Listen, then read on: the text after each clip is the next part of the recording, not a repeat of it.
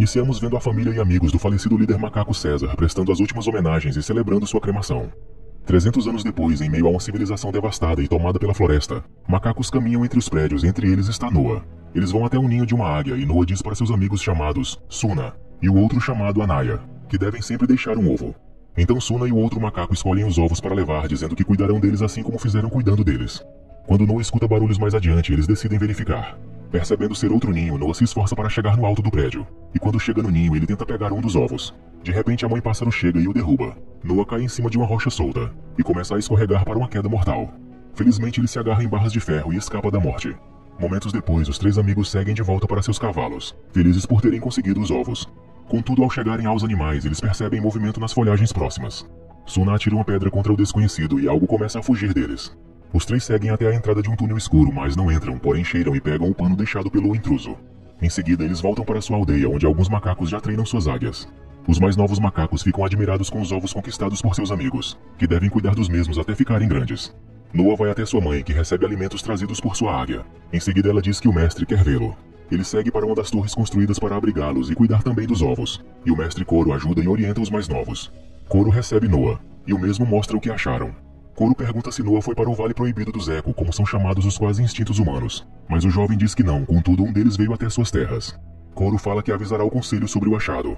Mais tarde, os três amigos conversam e observam um grupo de macacos sendo enviados para caso precise espantarem o eco invasor. À noite, depois de ajeitar a tenda de sua mãe, Noah ouve um barulho estranho vindos de uma tenda e vai verificar. Quando procurava por algo, uma garota surge e bate no peito dele e foge da tenda. Mas ao sair, Noah percebe que o humano quebrou o ovo que ele protegia. Em seguida, ele chama seus amigos e conversam sobre a situação, onde questiona o fato de que o mestre e pai de Noah não compreenderá o acontecido. Sem saber o que fazer, Noah decide partir sozinho na busca por outro ovo. No caminho, em determinada zona, Noah ouve barulhos e sombras de macacos lutando, e curioso ele desce do cavalo e vai verificar. Se aproximando do lugar, ele nota macacos mortos. O macaco de seu bando que foi atrás do eco surge, e em seus últimos momentos de vida alerta Noah do perigo iminente, dizendo ter mais deles. Noah se esconde e observa outro grupo de macacos mascarados chegando ao lugar. E quando um deles pega o pano que Noah e seus amigos acharam, ele diz ter cheiro de humano. O líder deles mostra estar procurando alguém e ordena os seus macacos a continuarem a busca. O cavalo de Noah aparece, então o grupo de macacos decide segui-lo para encontrar a aldeia. Noah corre o mais rápido que consegue, mas ao chegar à sua casa percebe que os guerreiros chegaram primeiro e está destruindo tudo. Ele é confrontado por um dos inimigos, mas sua mãe o ajuda e manda que ele fosse ajudar Koro. No alto de uma das torres, Noah encontra seu pai e o ajuda a soltar os pássaros. De repente, o líder gorila chega até eles e confronta o Koro com um bastão elétrico. O macaco até tenta lutar, mas é fraco comparado com seu oponente. Noah pensa em algo para ajudar seu pai e atrai a atenção do inimigo, mas o mesmo o percebe e consegue o pôr contra o chão. Koro reaparece e empurra o gorila para longe, mas o raivoso primata desfere vários socos nele. Noah pula acima do gorila, mas o mesmo o joga para fora da torre. Felizmente, Noah se segura em um cabo de aço e, ficando pendurado, não pode fazer nada. O gorila com o bastão elétrico fala que faz aquilo em nome de César, então eletrifica o cabo e faz Noah cair do alto. Na manhã seguinte, Noah ainda está vivo e anda no meio do que restou de sua aldeia. Ele acaba encontrando seu pai morto e, após lamentar a perda, ele o enterra, e diz que encontrará sua família. Noah encontra um cavalo e parte de sua casa destruída e vai até o túnel que o leva ao Vale Proibido. Após alguns minutos, ele chega a uma cidade completamente destruída e tomada pela vegetação. No caminho, seguindo rastros de seu povo, ele encontra o pano de sua mãe. Na manhã seguinte, ele acorda e percebe que a águia de seu pai está o observando. E quando ele estende a mão para recebê-la e cantarola uma canção, ela vai embora, deixando Noah chateado. O macaco continua seu caminho à procura por mais pistas que o levem até sua família. Ele usa um bastão elétrico e se aproxima de um lugar que soltava fumaça do solo. Contudo, ele acaba caindo em uma armadilha e cai em um buraco. Ele é surpreendido por um orangotango que acha que Noah é um dos inimigos mascarados. Mas o jovem diz que não é do bando inimigo, e estava seguindo os rastros deles, pois eles mataram seu pai e raptaram sua família. Após saber da verdade, o orangotango se apresenta como Haka.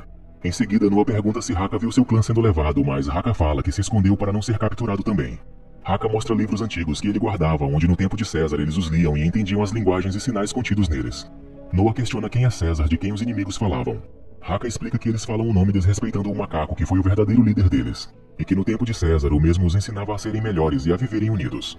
Haka leva Noah a um lugar onde ele diz que era um refúgio para os humanos, contudo após a era de César eles foram se acabando aos montes. Noah vê a pintura na parede e diz que são ecos, mas Haka fala que aquilo é que chamam de humanos. Noah diz que foi ensinado que eles são uma raça cruel, mas Haka afirma que houve um tempo que ambas as espécies lutaram lado a lado. Haka leva Noah para seu cavalo, mas no caminho ele convida Noah para ficar com ele e aprender mais sobre a história que ele desconhece. Ao chegar ao cavalo, observa uma garotinha roubando algo e em seguida a mesma corre. Noah diz que foi a humana que veio na vila dele e então decidem partir juntos. No caminho, a águia continua a seguir Noah e voa acima deles. Depois de contar para Haka o que seu clã fazia, ele diz também que seu pai era o mestre das aves e cantava para elas, o único que tinha uma conexão perfeita. Mais tarde, eles acampam para descansarem e comerem um pouco quando a garotinha surge novamente. Percebendo que a pequena tem fome, Haka oferece frutas para ela. A pequena as pega e começa a comer, em seguida treme de frio. Haka quer oferecer o pano que Noa trazia, mas o macaco não quer emprestar. Haka o ensina a ter compaixão pela espécie, então Noa permite emprestar o pano. A garota fica ali próxima deles, então Haka dá um nome para ela e a chama de Nova. Haka conta que César se importava com os humanos, pois foi criado por eles. Na manhã seguinte, eles partem e, não querendo deixar a garota sozinha, Haka concede carona em seu cavalo. Depois de cavalgarem um pouco, o grupo chega a um rio onde tem algumas zebras. Nova consegue observar do outro lado o movimento, e logo eles descobrem serem outros humanos que agora vivem como animais. Noa vai deixar Nova e Haka ali, pois ele precisa continuar para encontrar o clã dele. Haka lhe entrega o seu colar que identificava que ele era um servo leal do legado de César. Em seguida ele parte, porém não vai muito longe, pois o grupo inimigo liderado pelo gorila chega ao local e começa a atacar os humanos para os capturarem. Todos correm com medo para a floresta adentro e Noa vê Nova correndo entre os humanos. O gorila orienta aos seus subordinados que quem ele procura é Nova. Ele rapidamente parte para encontrar a garota que, sendo muito esperta, se esconde entre a vegetação alta. Quando Nova vê Noa a chamando ao longe, ela não pensa duas vezes e corre na sua direção para escapar. Felizmente Noa consegue agarrar a garota e escapa do ataque do gorila. Outro macaco continua a persegui-los, mas Haka surge e ataca o primata, o nocauteando. Após se afastarem bastante de seu inimigo, o grupo decide continuar a pé. Quando os três param à beira de um lago, Nova se vira para eles e fala que seu nome é Mei. E isso deixa os macacos impressionados, pois achavam que os humanos são seres sem inteligência. Mei conta que sabe para onde estão levando o clã de Noa. Ela diz que é um assentamento humano e é para onde ela vai para procurar outros de sua espécie. Enquanto Haka sai para preparar uma fogueira, Noa, aprendendo a ser amigável, entrega o pano de sua mãe para Mei.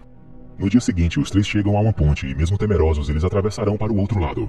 Contudo, o gorila líder surge do outro lado e impede a passagem deles, e outro fecha o retorno. De repente, macacos aparecem e atacam o grupo. Mei cai no rio, mas felizmente ela se segurou nas cordas e Haka desce para ajudá-la. Enquanto isso, Noa luta com o outro macaco, porém o mesmo o supera. Haka deixa Mei em segurança, contudo ele é arrastado pela água, e quando se agarra em uma corda, o gorila inimigo corta a mesma e ele é levado pela correnteza. Após o acontecido, Noa e Mei são levados cativos, e à beira do mar eles chegam ao destino, um grande navio encalhado e destruído onde alguém os esperava. Centenas de macacos vivem ali, aparentemente livres. Mei é levada para outro lugar, enquanto Noa é libertado para se juntar aos outros primatas que trabalhavam em algo. Felizmente ele reencontra sua amiga Suna, que fica feliz em vê-lo. Mei é levada para um cômodo onde é notável que alguém vive ali. De repente um homem aparece e se apresenta como Trevathan. Ele conta que está ali desde o dia que foi capturado, tentando encontrar um lugar seguro, mas como um bom leitor que é, o líder dos macacos o quis vivo para que ele lesse livros para ele. De volta para Noa, ele reencontra sua mãe e abraça feliz.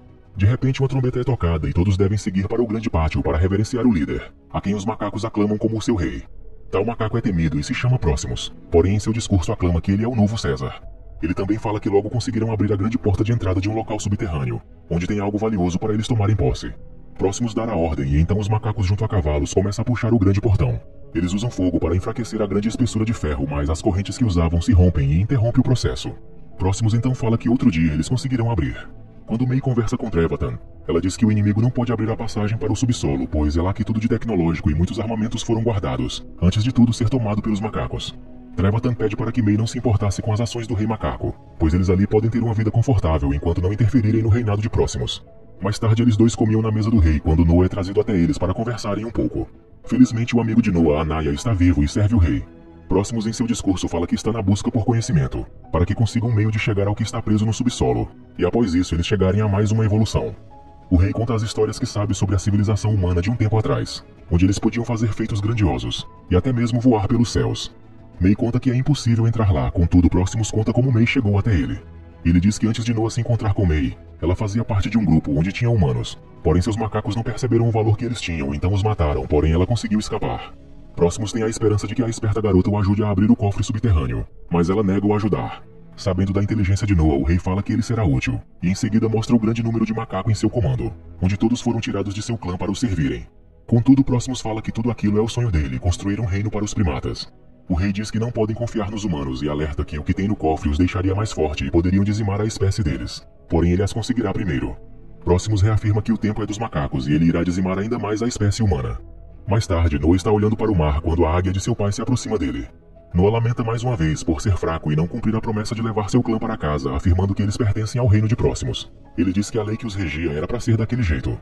Contudo, pegando o colar que relembra o tempo do verdadeiro César, ele percebe que a lei está errada. Reconstruindo seus pensamentos sobre a verdade, Noah se surpreende quando a águia pousa em seu braço, e isso o inspira para ser forte e a pensar em algo para mudar o destino deles. Quando a noite chega, Noah vai até o quarto de May para conversar sobre a verdade e o que ela sabe, e assim eles poderiam se ajudar. Ele pergunta o que ela quer que está dentro do cofre e May responde que precisa de um livro, onde esse é especial e o mesmo pode ajudar aos humanos a voltarem a ser quem eram antes. May afirma que há um tempo atrás, humanos e primatas souberam viver em harmonia, sobretudo os humanos eram os dominantes. Contudo, os humanos criaram um vírus que deixaram os macacos mais inteligentes, enquanto para os humanos isso foi o motivo de sua extinção. Noah faz mais duas perguntas. A primeira, se ela saberia entrar, e depois se a água do mar poderia destruir tudo. May então diz que sim. Momentos depois, Noah vai até seus amigos e pede ajuda deles. Suna o ajudará, porém a Naya fala que vai ficar, pois está com medo. Noah e sua amiga seguem para onde estava May e ela os instrui a levar algumas coisas que precisarão. De repente, a Naya se aproxima e diz que se unirá a eles. May prepara algumas bombas e diz para Noah que aquilo explodirá a barreira que impede a água de avançar até a entrada do cofre. Enquanto preparam tudo, Trevathan chega até eles e tenta alertar que aquilo não impedirá de próximos conseguir o que ele quer. Porém, May pede para que ele se junte a eles, pois ainda há esperanças. Contudo, o tolo Trevathan fala que o rei matará os macacos que ajudarem e ela será castigada pelo que está fazendo. Assim que Trevathan se vira para avisar o rei, May pula sobre ele e o mata com um mata-leão. Após isso, eles jogam o corpo no mar e continuam com o plano. Eles seguem para outro ponto da praia, onde as águas do mar batem contra a encosta de uma montanha. No entanto, o desafio vale a pena e May mostra uma entrada no alto, então eles devem escalar. Quando se aproximam do ponto de entrada, Noah quase cai com May, mas felizmente ele se segura e consegue em seguida chegar à entrada, que na verdade é um duto de ventilação. O grupo adentra o local e encontra um gerador para ligar as luzes. May pega um machado e diz que irá a um lugar. Logo ela chega aonde queria e encontra armas e também um disco rígido HD de memória. Enquanto isso, os macacos ficam admirados ao encontrarem um cômodo com objetos humanos. Noah pega alguns livros onde conta a história de como viviam os humanos e os animais, e as imagens de um zoológico intrigam os macacos. May chega e os chama para retornarem com o plano. O grupo passa por tanques de guerra que estão bem na entrada do lugar. May aciona a abertura da porta e diz que precisam ser rápidos. Assim que eles abrem a porta, o líder Próximos já os aguardava junto com a mãe de Noah. O rei traz junto o clã de Noah para os mostrarem o quão tolo Noah é por ter confiado na humana. Próximos, sendo um macaco astuto, agarra Suna e questiona Noah sobre o que May planejou para eles ali embaixo. E enquanto ele amedrontava o primata, May saca uma arma e mata o macaco que segurava Suna. Próximos fica impressionado com o que aquela pequena arma pode fazer, e pergunta se tem mais delas lá dentro. Contudo, May, sabendo que o que tem ali não pode cair nas mãos do inimigo, ela corre rapidamente e aciona as bombas que plantou na barreira. Assim, com a explosão, uma avalanche de água começa a invadir o local. Enquanto as águas arrastam todos os primatas para dentro da instalação militar, May observava do lado de fora em segurança. Os macacos sofrem para conseguir se segurarem nos canos ou em algum apoio. Noah tenta chamar todos que consegue para segui-lo para o alto antes que as águas tomem conta de tudo. Noah diz onde é a saída para sua família e fica para passar por último, porém ele é surpreendido pelo soldado gorila. Noah escala as tubulações para escapar, mas acaba sendo derrubado na água e atacado. No entanto, sendo inteligente, ele passa pelos corredores e se esquiva entre os canos e consegue atrair e prender seu oponente.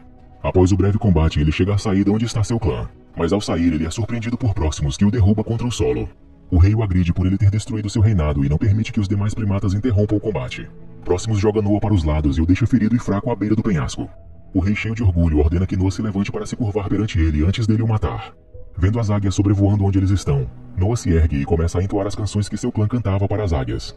Ele canta ainda mais forte e membros de seu clã fazem o mesmo, deixando Próximos sem entender o que eles estavam fazendo. De repente, a águia do pai de Noah chega ferindo o rosto de Próximos. E furioso, o primata tenta atacar Noah, porém mais águias começam a se aproximar e atacar ferozmente o inimigo. Elas o forçam a ficar à beira do penhasco e então a águia de Noah desfere o golpe final, onde Próximos cai para sua morte. Alguns dias depois, o clã de Noah já está novamente em sua vila, reconstruindo aos poucos o legado de seu clã. De repente, os amigos veem May ao longe e avisa para Noah. Ele em seguida vai até a garota que veio dizer adeus. Ele questiona a escolha que ela fez anteriormente e que poderia ter matado todos ali, mas não a culpa. Ele pergunta se ambas espécies um dia poderão viver juntos, e temendo o pior, May segurava uma arma escondida, e diz que não sabia qual destino os aguardava. Para a despedida, Noah oferece o colar que Haka o deu, e diz que aquilo tinha importância, referindo-se ao legado do verdadeiro César.